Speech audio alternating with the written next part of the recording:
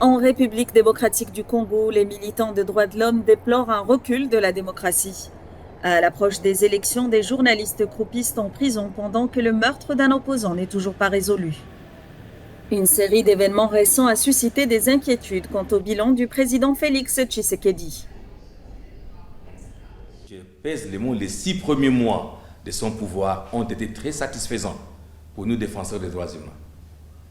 Il y a eu, je dois vous le dire clairement, la libération des prisonniers politiques, l'ouverture de l'espace politique, civique.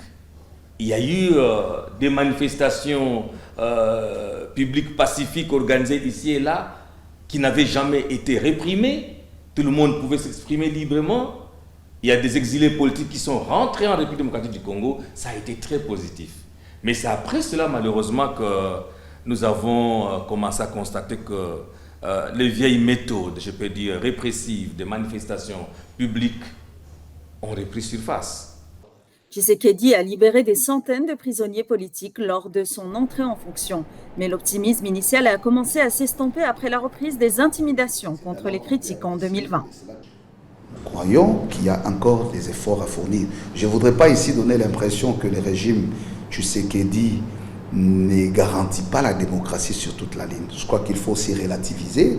Comme je dis, il y a des bonnes choses parce que les critiques aujourd'hui, même dans les médias, il faut avouer qu'elles sont faites librement, à visage découvert.